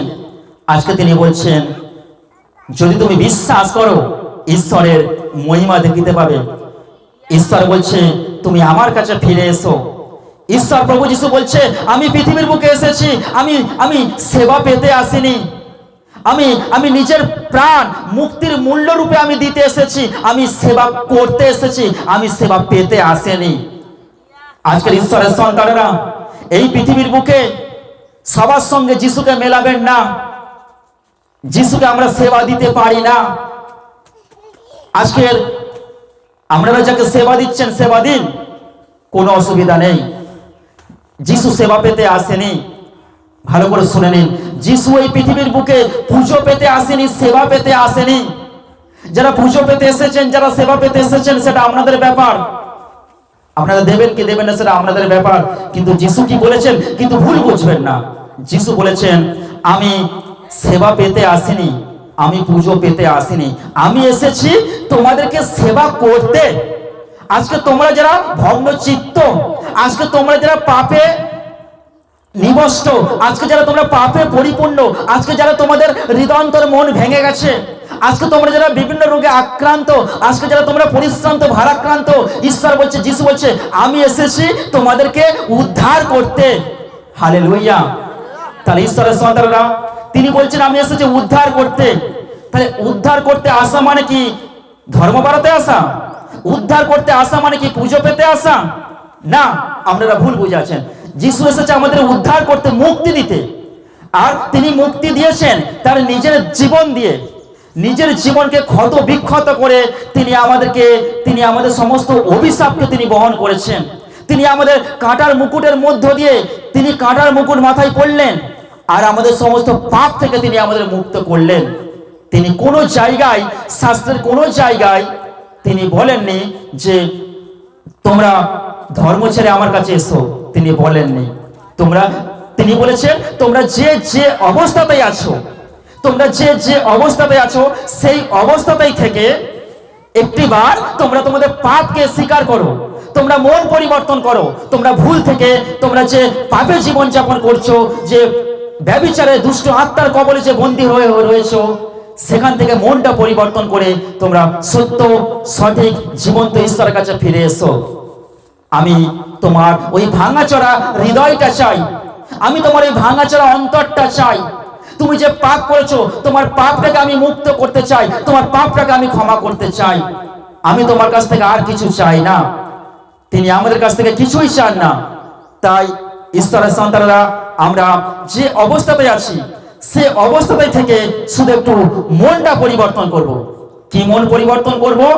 আমি পাপ করতাম, ব্যভিচার করতাম, চুরি করতাম, ডাকাতি করতাম, মিথ্যা কথা বলতাম, অহংকার করতাম, মানুষকে পরচর্চা করতাম, পরনিন্দা করতাম, এটাই পরিবর্তন। ঈশ্বর বলছে এটাই আমি পরিবর্তন করতে এসেছি। এই পাপ থেকে তুমি মনটা ফেরাও। এতদিন অনেক পাপ করে চলেছো, আর নয়। এই পাপ থেকে মন পরিবর্তন করো, আমার কাছে ফিরে এসো। আর আমার কাছে আছে সেই পাপ থেকে মুক্তি রাস্তা। কারণ ঈশ্বরের বাক্য বলে আকাশের নিচে মনুষ্যদের মধ্যে দত্ত এমন আর কোনো নাম নেই যে নামেতে মানব পরিত্রাণ পায়, সেই নাম যিশু নাম। এই নামেতেই মানব পাপের পরিত্রাণ পায়, পাপ থেকে মুক্তি পায়। Hallelujah, hallelujah. তাই ঈশ্বরের সন্তানরা তিনি বললেন যে তোমরা যারা অসুস্থ তোমরা আমার কাছে এসো, আমি তোমাদের ক্ষত বেঁধে দেব, আমি তোমাকে সুস্থ করব। হ্যাঁ, একদিন আমি অসুস্থ হয়ে পড়েছিলাম, আমার পরিবার অসুস্থ হয়ে পড়েছিল, বিভিন্ন রোগে আক্রান্ত হয়ে গেছিল। সেই জায়গায় আমার মা, বাবা এবং আমি gall bladder stone, high blood pressure, উচ্চ রক্তচাপ, বিভিন্ন রোগে ইনফেকশন, বিভিন্ন রোগে আক্রান্ত হয়ে যায়। আমার পরিবার মৃত্যু শয্যার মধ্যে, বিছানা শয্যার মধ্যে চলে গিয়েছিল। সবার কাছে ছুটে গিয়েছিলাম, জোকা ইএসআই হাসপাতাল, ফর্টিস, সমস্ত জগতের পদ্ধতি, যে যা বলেছে তাই করেছি, সুস্থ হতে পারিনি। দিনের পর দিন আরো আরো আরো জটিল কঠিন সমস্যার মধ্যে চলে গিয়েছিলাম। সেই জায়গা থেকে যখন কেউ একজন প্রতিবেশী বললেন, তোমরা তো অনেক কিছুই করলে, একটিবার যিশুর কাছে এসো, একটিবার যিশুর কাছে এসে প্রার্থনা করো। তখন এই যিশুকে আমিও ভাবতাম, এই যিশু তো খ্রিস্টান, আমাদের তো অনেক দেবদেবী আছে, কেন যিশুর কাছে যাব? কিন্তু আমি অনেক দেবদেবীর কাছে গিয়েছি, তারপরেও জানি না কেন সুস্থ হতে পারিনি। কি মন গেল, যিশুকে রঙ্গ ব্যঙ্গ করতাম, অপমান করতাম। ঠিক আছে, চলো তোমাদের যিশুর কাছে একবার যাই, দেখি তোমাদের যিশু কি করতে পারে বলে আমি আমার পরিবার এসেছিলাম। সরাহাটের একটি জায়গায় প্রার্থনা হয়, সরাহাটে সেই প্রার্থনাতে যুক্ত হলাম। বেলসিং এর একটি জায়গায় প্রার্থনা হয়, সেখানে যুক্ত হলাম। হওয়ার পরে যখন অনেক ভাই বোনরা তারা সাক্ষ্য দিচ্ছে, কি 22 বছর পরে সন্তান হয়েছে, কার paralysed, cancer, brain tumour, TB, বিভিন্ন রোগ থেকে তারা ভালো হয়েছে, সুস্থ হয়েছে। তখন আমি তাদের জিজ্ঞাসা করলাম যে তোমরা এই সমস্ত রোগ থেকে ভালো হয়েছো, সুস্থ হয়েছো? বলছে হ্যাঁ দাদা ভাই, আমরা ভালো হয়েছি, সুস্থ হয়েছি। তা আমি বললাম, আমি এই সমস্যা নিয়ে এসেছি, আমার পরিবারের 3টে মানুষ বিছানা শয্যা অসুস্থতার মধ্যে, জোকা ইএসআই হাসপাতাল ফেল, জোকা হাসপাতাল আমাদের ট্রান্সফার করলো কলকাতার ফর্টিস নার্সিং হোম হাসপাতালে, সেখানেও ফেল, কি করব আমরা? তখন বললেন সঠিক জায়গায় এসেছো, যিশুর কাছে যখন এসেছো আর চিন্তা নেই। তো আমি জানি না কিভাবে যিশুকে ডাকতে হয়, জানি না কিভাবে যিশুকে বলতে হয়, তো শুধু আমি এটাই যিশুকে বললাম, যিশু তোমাকে চিনি না, তোমাকে জানি না, আজকে এসেছি আমার পরিবার তোমার কাছে বিভিন্ন রোগ নিয়ে, বিভিন্ন সমস্যা নিয়ে। তো আজকের প্রভু, যদি তুমি তোমার ইচ্ছা হয় তাহলে আমাদেরকে সুস্থ করো। আজকে যদি আমি সুস্থ হতে পারি তাহলে অবশ্যই অবশ্যই আমি জানবো যে হ্যাঁ সত্যি তুমি পারো আমাকে সুস্থ করতে। এইভাবে প্রার্থনা করেছিলাম। তারপরে যেখানে সভা হতো, দিদি ভাইরা সবাই ঈশ্বরের বাক্য প্রচার করতো, আর ঈশ্বরের বাক্য তারা কত সুন্দর করে বলতো, গান করতো, আরাধনা করতো। আর আমি ওই জায়গায় ওই প্রার্থনা সভাতে প্রথম দিন গিয়ে প্রভুকে বলেছিলাম, প্রভু প্রভু যিশু, আমি তোমাকে চিনি না, জানি না, যদি তুমি আমাকে সুস্থ করো। ওই দিদি ভাইরা যেভাবে তোমার কথা বলছে, তোমার বাক্য তারা সুন্দর করে মানুষকে বোঝাচ্ছে, একদিন আমিও তোমার এই কাজ আমি করতে চাই, আমিও তোমার কথা মানুষকে বলতে চাই, যদি তুমি আমার পরিবারকে বাঁচাও, সুস্থ করো। তো তিনি অন্তর্যামী, তিনি সর্বশক্তিমান, তিনি মণ্ডলীতে ছিলেন, কারণ মণ্ডলী হলো ঈশ্বরের দেহ, সেখানে প্রভু নিজে উপস্থিত থাকেন। আর যখন এই কথাগুলো আমি বলেছিলাম, ঈশ্বর তিনি শুনে নিয়েছিলেন, প্রভু যিশু শুনে নিয়েছিলেন। আর শুনে নেওয়ার পরে তিনি সঙ্গে সঙ্গে তিনি সুস্থ করলেন আমার বাবাকে, সুস্থ করলেন আমার মাকে, সুস্থ করলেন আমাকে, আমার পরিবারকে। যে পরিবার বিছানা শয্যা হয়ে গেছিল, যে পরিবার জল গড়িয়ে খাওয়ার ক্ষমতা ছিল না, যে পরিবার রান্না বান্না করার ক্ষমতা ছিল না, যে পরিবার জামা কাপড় ধোয়ার মতো ক্ষমতা ছিল না, যে পরিবারের সন্তানরা উঠে দাঁড়ানোর মতো ক্ষমতা ছিল না, আজকে সেই পরিবারকে তিনি উদ্ধার করলেন, তিনি সুস্থ করলেন। এবং কোনো ওষুধ ছাড়াই, কোনো ডক্টরের ট্রিটমেন্ট ছাড়াই, কোনো চিকিৎসকের পরামর্শ ছাড়াই তিনি আমার পরিবারকে আবার 3 জনকে তিনি বিছানা থেকে ওঠালেন, তিনি সুস্থ করলেন। Hallelujah, hallelujah.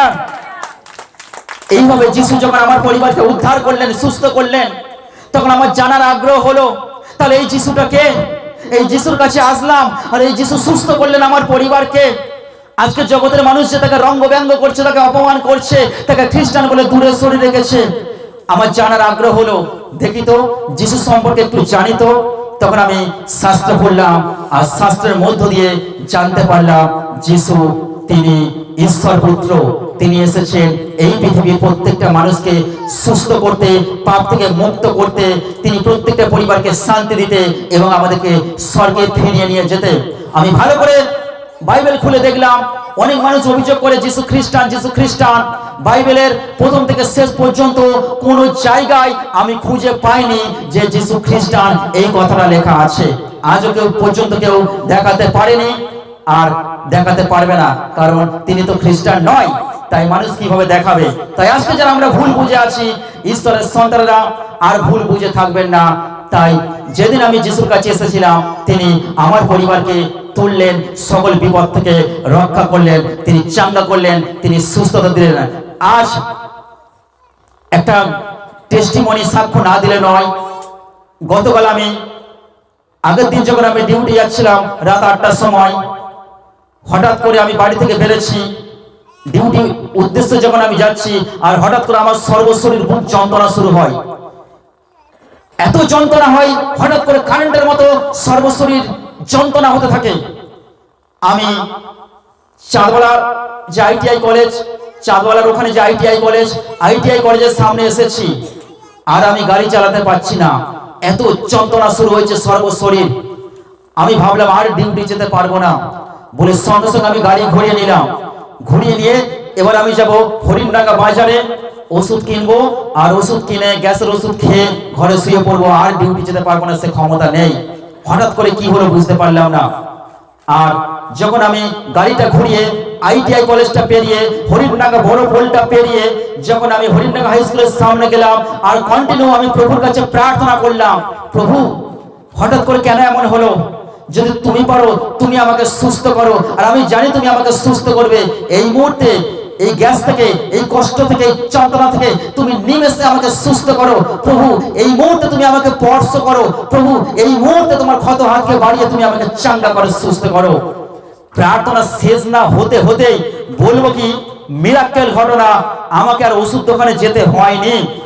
হরিণডাঙ্গা হাই স্কুলের সামনে থেকেই তিনি সেকেন্ডের মধ্যে কোথায় সেই গ্যাস যন্ত্রণা কষ্ট চলে গেল। আর তখন 8টা 15 বাজে। আমি সঙ্গে সঙ্গে গাড়ি ঘুরিয়ে নিয়ে আমি ডিউটি চলে গেলাম ফলতা ফিটারজনে। আর প্রভুর দয়াতেই সেকেন্ডের মধ্যে আমি সুস্থ হয়ে গেলাম, কোনো ওষুধ ছাড়াই। Hallelujah, hallelujah. তাই তিনি আরেকটা বার তিনি দেখালেন, তিনি বললেন, যদি তুমি আমাকে বিশ্বাস করো, আমি তোমার সঙ্গে আছি, আমি তোমার পাশে আছি, আমি তোমার সাথে আছি। তাই ঈশ্বরের সন্তানেরা কেউ ভয় পাবেন না, কেউ ভয় পাবেন না। যতই আমাদের বিভিন্ন সমস্যা, জটিল কঠিন পরিস্থিতি আমাদের জীবনে নেমে আসুক না কেন, আপনারা ঈশ্বরের শরণাপন্ন হন, ঈশ্বরকে ডাকুন। তার কাছে কিছুই লাগবে না, তার কাছে বাজারের সেরা ফল লাগবে না, তার কাছে বাজারের সেরা সন্দেশ, ছানা সন্দেশ, মাখন, ঘি, মধু কিচ্ছু লাগবে না। ঈশ্বরের কাছে আসতে গেলে কিচ্ছু লাগে না, যিশুর কাছে আসতে গেলে কিচ্ছু লাগে না। আজকে জগতের কাছে আসতে গেলে অনেক নৈবেদ্য নিয়ে আসতে হয়। আমার ঈশ্বর বলছে, তুমি তো নিজেই নৈবেদ্য, আবার নৈবেদ্যর কি দরকার আছে ঈশ্বরের সন্তানেরা? তাই যখন আপনি জীবন্ত ঈশ্বরের কাছে এসে প্রার্থনা করবেন, কোনো আপেল, আঙুর, সন্দেশ, মাখন, ছানা কিচ্ছু লাগবে না। আমাদের এই দেহটা হলো ঈশ্বরের নৈবেদ্য। এই দেহটা যখন আপনি ঈশ্বরের কাছে নিয়ে আসবেন, ঈশ্বরের কাছে এসে যখন প্রার্থনা করবেন আর প্রভুকে বলবেন, প্রভু আমি অন্যায় করেছি, অপরাধ করেছি, ভুল করেছি, না জেনে তোমার বিরুদ্ধে পাপ করেছি, আমি পাপকে, ও প্রভু তুমি আমার পাপকে ক্ষমা করো, আমি বুঝতে পেরেছি এই আমার কাজটা আমার ভুল হয়েছে। প্রভু আরেকটি বার তুমি আমাকে সুযোগ দাও, প্রভু তুমি আমাকে এই পাপ থেকে মুক্ত করো, তুমি আমাকে সুস্থতা দান করো, সকল বিপদ থেকে, জটিল কঠিন পরিস্থিতি থেকে তুমি আমাকে উদ্ধার করো। দেখবেন ঈশ্বরের কাছে আমরা যখন নত হয়ে পাপ স্বীকার করে, নিজেকে স্যালেন্ডার করে, নিজেকে ভাঙচুর করে যখন আপনি প্রার্থনা করবেন, ঈশ্বর সঙ্গে সঙ্গে উত্তর দেবেন, সঙ্গে সঙ্গে সাড়া দেবেন। আমার ঈশ্বর তিনি ঘুমিয়ে নেই যে তাকে জাগানোর জন্য ঘন্টা বাজিয়ে তাকে জাগাতে হয়, তাকে ঘন্টা বাজিয়ে তাকে জাগাতে লাগে না। আমার ঈশ্বর তার কান, তার চোখ খোলা আছে, শুধু মুখের কথাতেই একটি বার তাকে ডাকবেন, একটি বার তার কাছে আর্তনাদ করবেন। যেখানে আছেন, যে স্থানে আছেন, সেই স্থান থেকেই তাকে ডাকবেন। হয়তো আপনারা ভাবছেন ঈশ্বর আছে মন্দিরে, হয়তো ভাবছেন ঈশ্বর আছে মসজিদে, হয়তো ভাবছেন ঈশ্বর আছে গির্জাতে। না, এটা আপনাদের মনের মধ্যে ভুল ধারণা। ঈশ্বর কোনো মন্দিরে নেই, ঈশ্বর কোনো গির্জাতে নেই, ঈশ্বর কোনো মসজিদে নেই, ঈশ্বর আছেন আমাদের মধ্যে। আর যখন, কারণ তিনি বলছেন তোমার দেহ পবিত্র আত্মার মন্দির, অর্থাৎ আমাদের এই মানব দেহটা ঈশ্বরের মন্দির, ঈশ্বর এখানেই আছে। ঈশ্বর বলছে এটাকে যখন পরিষ্কার করবে, এটাকে যখন ক্লিন করবে, এটাকে যখন ধুয়ে মুছে পরিষ্কার করবে, তখন আমি ওখানেই থাকবো। ঈশ্বরের সন্তানেরা দেখা যায় আজকের দিনে আমরা মন্দিরকে পরিষ্কার করে সুন্দর করে সাজাই, মসজিদকে পরিষ্কার করে ধুয়ে মুছে সুন্দর করে সাজাই, মসজিদকে পরিষ্কার করে সুন্দরভাবে ধুয়ে মুছে সাজাই। শুনে নিন, ওইগুলো যতই পরিষ্কার করে সুন্দর করে ধুয়ে মুছে সাজান না কেন, ঈশ্বর ওখানে নেই। ঈশ্বর বলছে নিজেকে পরিষ্কার করে ধুয়ে মুছে যখন সাজাবেন, আমি তখন তোমার মন্দিরে থাকবো। জগতের মানুষের হাতের, মিস্ত্রির হাতে তৈরি করা কোনো মন্দির, মসজিদ, গির্জাতে আমি থাকি না, আমি মানুষের মন্দিরে থাকি। এটাই হলো আমার পবিত্র আত্মার মন্দির। Hallelujah, hallelujah. তা ঈশ্বরের সন্তানরা ঈশ্বরের কাছে আসতে গেলে হাতে কোনো নৈবেদ্য আনার দরকার নেই। যেখানে আছেন, হতে পারে আপনি বাথরুমে গেছেন, পটিতে গেছেন, সেই জায়গায় আপনার মাথা ঘুরে গেছে, সেই জায়গায় আপনার হার্ট অ্যাটাক হয়েছে, সেই জায়গায় আপনার শরীর অসুস্থ লাগছে, তাহলে আপনি কি করবেন? আপনি ভাববেন এখানে ঈশ্বরকে ডাকা যাবে না, এখানে তো ঈশ্বর নেই, এটা তো নোংরা জায়গা, দুর্গন্ধ জায়গা, তো বাথরুম পটিতে এসেছি। তাহলে মনে হয় আপনাদের ধারণা, বিশ্বাস, ঈশ্বরকে পেতে গেলে আমাকে ছুটে ছুটে মন্দিরে যেতে হবে, ঈশ্বরকে পেতে গেলে ছুটে ছুটে গির্জাতে যেতে হবে, ঈশ্বরকে পেতে গেলে ছুটে ছুটে আমাকে মসজিদে যেতে হবে। না, কোথাও যাওয়ার দরকার নেই। আপনি বাথরুমে গেছেন, পটিতে গেছেন, সেখানে আপনি অসুস্থ হয়ে গেছেন, হার্ট অ্যাটাক হয়েছে, মাথা ঘুরে পড়ে গেছে, বাথরুমের দেয়াল ধরে দাঁড়িয়ে আছেন, উঠতে পারছেন না, বেরোতে পারছেন না, ওই জায়গায়, ওই স্থানে, ওই দুর্গন্ধময় জায়গায় দাঁড়িয়ে আপনি একটিবার প্রভুকে বলুন, ও প্রভু, প্রভু আমি অসুস্থ, প্রভু আমি কষ্ট পাচ্ছি, প্রভু আমি মৃত্যুসজ্জার মধ্যে, প্রভু তুমি কি আমার প্রার্থনা শুনতে পাচ্ছ?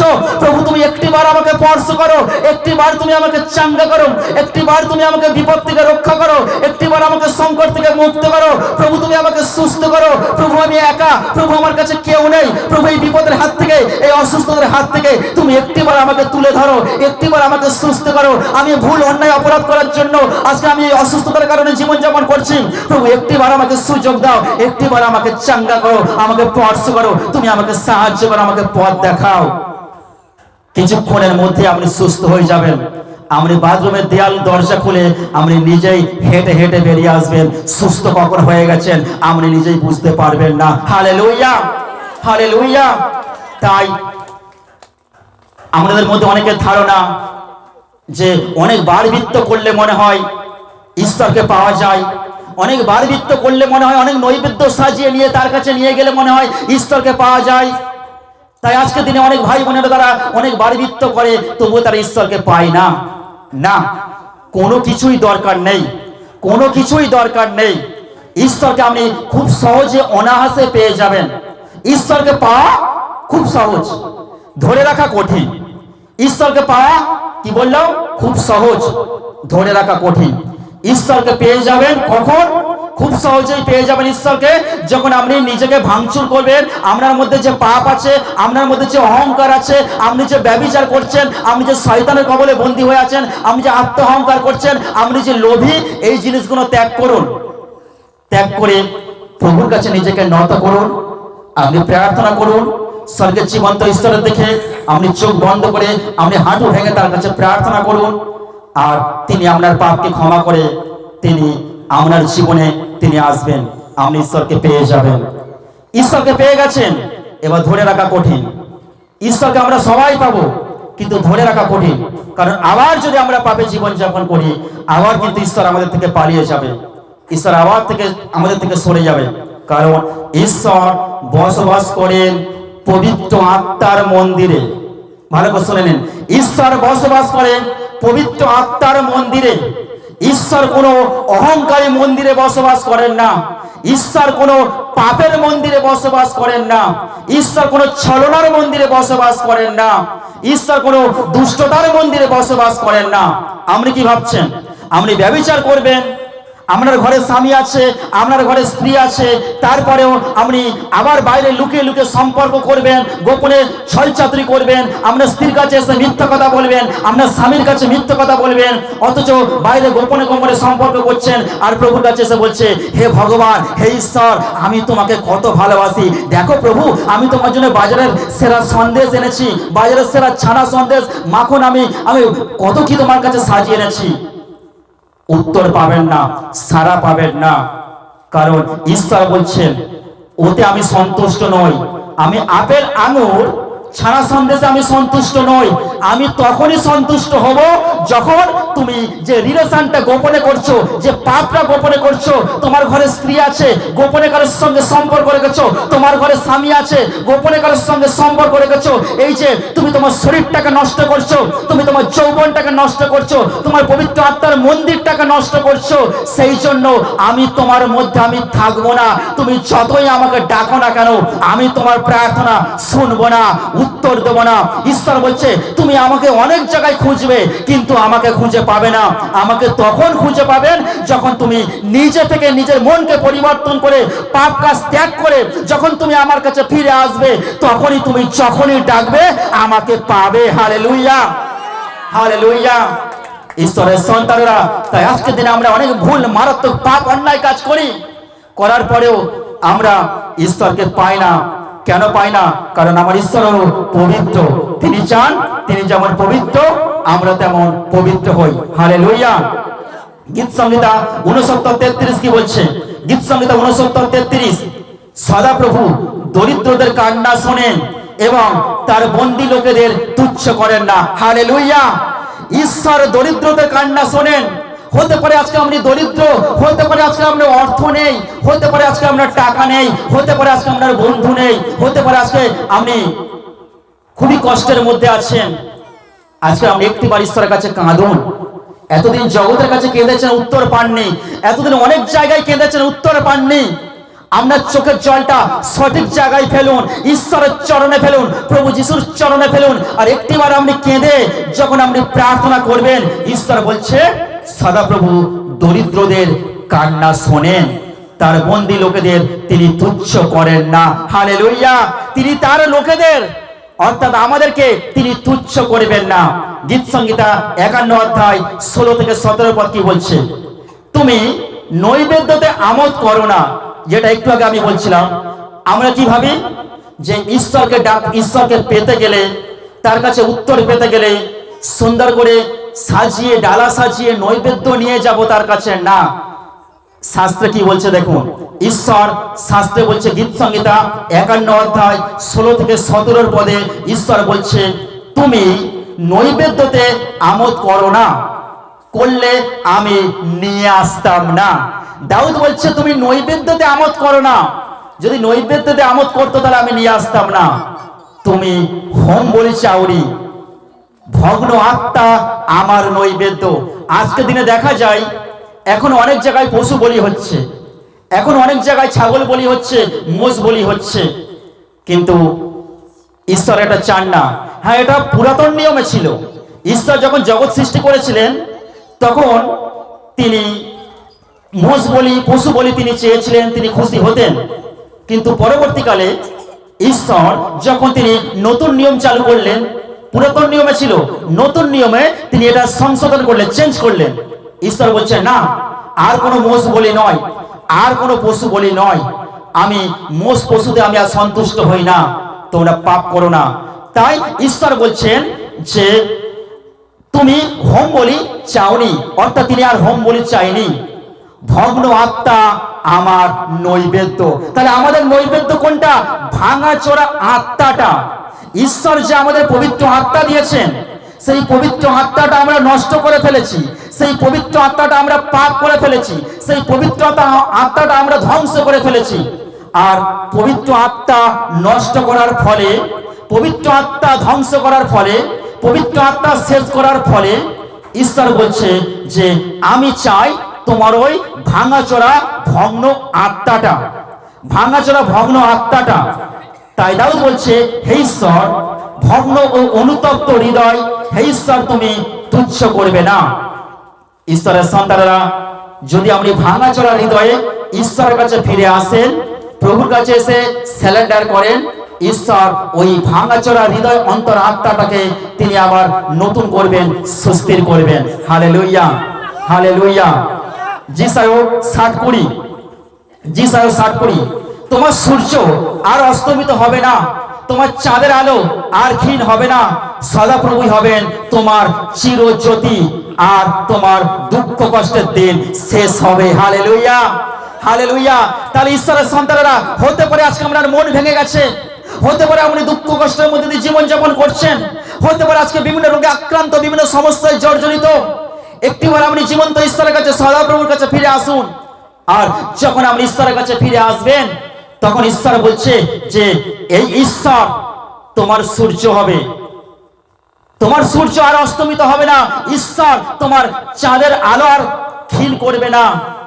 ঈশ্বরের সন্তানরা, সূর্য অস্ত যায়, চাঁদের আলো ক্ষীণ হয়ে পড়ে, কিন্তু যখন আপনি ঈশ্বরের কাছে আসবেন, তখন আপনার আর অস্ত যাবে না, আপনি আর ক্ষীণ হবে না। কারণ বাক্য বলছে সদাপ্রভু হবেন তোমার চিরজ্যোতি। হালেলুয়া। অর্থাৎ তোমার আলো আর ডুবে যাবে না, আমাদের আলো আর ক্ষীণ হবে না। সূর্যের আলো ডুবে যাবে, চাঁদের আলো ক্ষীণ হবে, কিন্তু যারা ঈশ্বরের কাছে, যিশুর কাছে ফিরে আসবে, তারা হবেন তার আলোয় আলোকিত, তারা হবেন চিরজ্যোতি। হালেলুয়া। তাই বাক্য বলছে এবং তোমার দুঃখ কষ্টের সমস্ত দিন শেষ হবে। আজকের আপনি যদি দুঃখ কষ্টের মধ্যে দিয়ে জীবনযাপন করেন, একটিবার তার কাছে আসুন, সমস্ত দুঃখ কষ্টের দিন শেষ হবে। যিশায় 57 অধ্যায় কি বলছে? যিশায় 57 অধ্যায়, কারণ যিনি উচ্চ উন্নত, যিনি চিরকাল জীবিত থাকেন ও যার নাম পবিত্র, তিনি এই কথা বলেন, আমি এক উচ্চ পবিত্র স্থানে বাস করি। কোথায় বলছেন?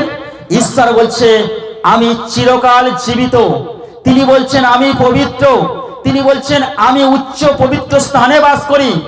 আবার যে ভগ্নযুক্ত নত নম্র আত্মা বিশিষ্ট, তার মধ্যেও বাস করি। ঈশ্বর কি বলছে?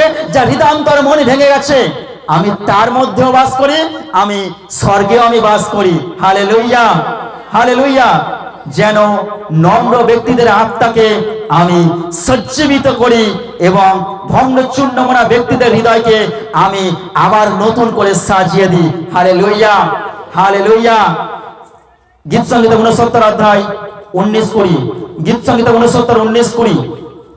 তুমি জানো আমি কিভাবে তুচ্ছ, অপমানিত আর লজ্জিত হয়েছি। আমার সব শত্রুরা তোমার সম্মুখে উপহাস আমার হৃদয় ভেঙেছে আর আমাকে অসহায় করেছে। আমি সহানুভূতি খুঁজলাম কিন্তু পেলাম না, সান্ত্বনাকারীদের খুঁজলাম কিন্তু কাউকে পেলাম না। ঈশ্বরের সন্তানরা, হতে পারে আজকে আমরা দুঃখ কষ্টে মন ভেঙে গেছে।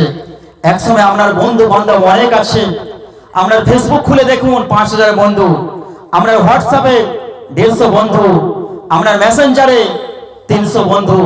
আর আপনি এত বন্ধু আপনার আছে অনলাইনে, আপনি অসুস্থতার মধ্যে জীবনযাপন করুন, কোনো বিপদের মধ্যে জীবনযাপন করুন, কোনো সমস্যার মধ্যে জীবনযাপন করুন। যখন আপনি হসপিটালে ভর্তি হবেন, দেখবেন কোনো ফেসবুকের 5000 বন্ধু কেউ আপনার পাশে আসবে না, কোনো হোয়াটসঅ্যাপে 150 বন্ধু কেউ আপনার পাশে আসবে না, মেসেঞ্জারে 300 বন্ধু কেউ আপনার পাশে আসবে না। সবাই একটুখানি সবাই বলবে তুমি অসুস্থ, চিন্তা করো না, ভালো হয়ে যাবে। তারা মেসেঞ্জারে, তারা অনলাইনে সান্ত্বনা দেবে, পাশে এসে কেউ দাঁড়াবে না। তারা বলবে আমার কাজ আছে, আমার চাকরি আছে, আমার হাতে সময় হবে না, আমি যেতে পারবো না। কিন্তু যিনি কখনো কোনো সময় আমাদের পরিত্যাগ করবেন না, যিনি কখনো কোনো সময় আমাদের ছাড়বেন না, সে অসুস্থতাই হোক, সে যন্ত্রণায় হোক, সে দুঃখের সময় হোক, সে কষ্টের সময় হোক, সে একাকী, যখনই আপনি কষ্ট যন্ত্রণা সমস্যার মধ্যে মন ভেঙে গেছে, তখনই ঈশ্বর আপনার সহায়। তিনি কখনো আমাকে পরিত্যাগ করবেন না, তিনি কখনো আমাকে ছাড়বেন না। তাই একটিবার আপনি তার কাছে ফিরে আসুন। যখন তার কাছে ফিরে আসবেন, তখন ঈশ্বর বলবেন চিন্তা করো না, আমি তোমার ঈশ্বর, আমি তোমার সদাপ্রভু, আমি আদিতে ছিলাম, আমি আছি, আমি থাকবো, আমি আদি, আমি অন্ত, আমি প্রথম, আমি শেষ, আমি ছাড়া দ্বিতীয় কোনো ঈশ্বর নেই। Hallelujah, hallelujah.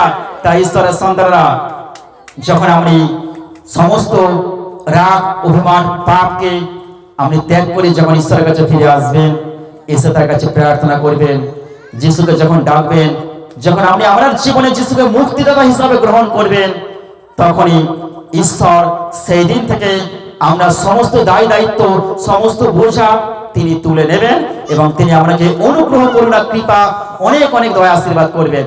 Amen. Hallelujah, hallelujah, hallelujah.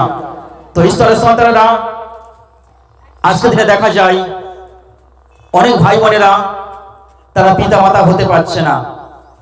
হতে পারে আজকে যদি বজবাদী গ্রামে যদি কারো সন্তান না হয়ে থাকে, যদি কারোর বাচ্চা না হয়ে থাকে, বিয়ে হয়েছে অনেক বছর হয়ে গেছে, 2 বছর 3 বছর 5 বছর 10 বছর 15 বছর হয়ে গেছে, এখনো সন্তান আসছে না, বাচ্চা আসছে না। অনেক হসপিটাল নার্সিং হোম দেখাচ্ছেন, ট্রাই করছেন, ওষুধ খাচ্ছেন, সন্তান আসছে না। আজকে সারা পৃথিবীতে আজকে এরকম অনেক ভাই বোন যারা বিয়ে হয়ে গেছে, অনেক বছর হয়ে গেছে, সন্তান আসছে না। আজকে যে সমস্ত বোনেরা যারা প্রভুর কাছে ফিরে এসেছে, যারা প্রভুকে অনুসরণ করেছে, যারা জগতের ব্যবস্থা, হসপিটালের ব্যবস্থা, সমস্ত ব্যবস্থা ফেল করে আজকে যারা প্রভুর কাছে ফিরে এসেছে, আজকের আমাদের এই মিনিস্ট্রির মধ্য দিয়ে প্রভু যিশুর দয়াতে শুনে নিন 51 জন বোন মা হয়ে গেছে। 51 জন বোন মা হয়ে গেছে। জোরসে করতালি হোক। 51 জন বোন প্রভু যিশুর দয়াতে মা হয়েছে। আমার ইউটিউব চ্যানেল খুলে দেখে নেবেন তাদের নাম, ঠিকানা, কোথায় বাড়ি, কত বছর পরে মা হয়েছেন, কত জায়গায় ঘুরেছেন, কত মানত করেছেন, বার করেছেন, উপোস করেছেন, ফল পাননি। আজকে তারা সন্তান পেয়েছেন প্রভু যিশুর দয়াতে। আমার চ্যানেল খুলে দেখে নেবেন কত প্যারালাইজড পেশেন্ট, কত অসুস্থ রোগী তারা সুস্থ হয়েছে। শুধু একটিবার তার নাম করে, একটিবার তাকে ডেকে সুস্থ হয়েছেন। আজকের ঈশ্বরের সন্তানরা, আমি যেমন সুস্থ হয়েছি, আজকে বহু মানুষ সুস্থ হয়েছে। আমি গতকাল মন্ডলী করলাম হরিণডাঙ্গা, প্রায় 160 জন ভাই বোন উপস্থিত হয়েছিলেন। 160 জন যারা গিয়েছিলেন জানেন, বহু দূর দূরান্ত থেকে মানুষ ছুটে এসেছিলেন। বর্ধমান, পূর্ব মেদিনীপুর, পশ্চিম মেদিনীপুর, বীরভূম, বাঁকুড়া, মুর্শিদাবাদ, অনেক দূর দূরান্ত থেকে ভাই বোনেরা ছুটে এসেছিলেন এবং তারা ছুটে এসে প্রভুর কাছে তারা ফল পেয়েছেন, তারা সন্তান পেয়েছেন, তারা সুস্থ হয়েছেন, তারা বিভিন্ন রোগ থেকে তারা মুক্ত হয়েছেন।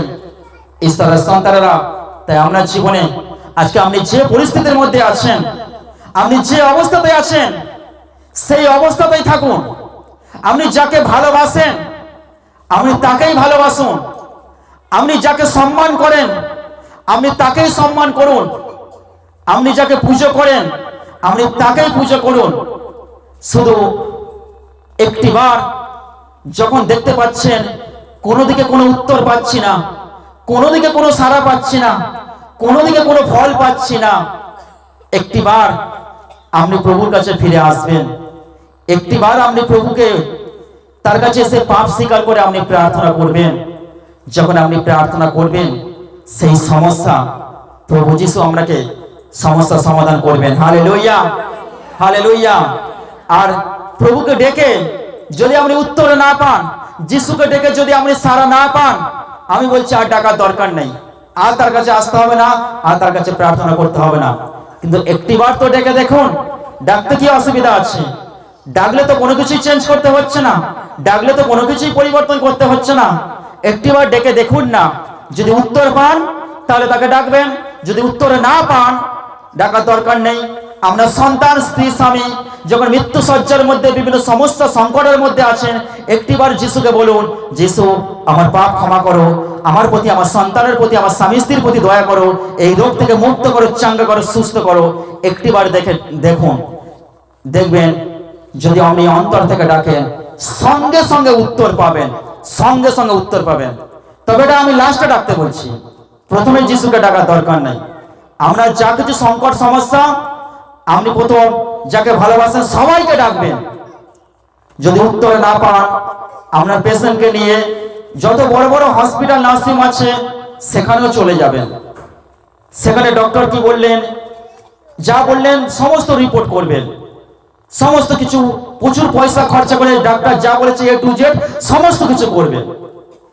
তারপরেও যখন দেখতে পাচ্ছেন কিছু হচ্ছে না, যাকে ভালোবাসি সেখানেও কিছু হলো না, অনেক ডক্টর দেখেছি কোনো কিছু হলো না, তখন শেষবার একটিবার, সব শেষে একটিবার আপনি যিশুকে বলবেন, যিশু, প্রভু যিশু, আমি যা কিছু পাপ অন্যায় অপরাধ করেছি, একটিবার আমার পাপকে তুমি ক্ষমা করে দাও, আর একটিবার তুমি আমার পেশেন্টকে সুস্থ করো, আমাকে চাঙ্গা করো, এই রোগ থেকে আমাকে মুক্ত করো।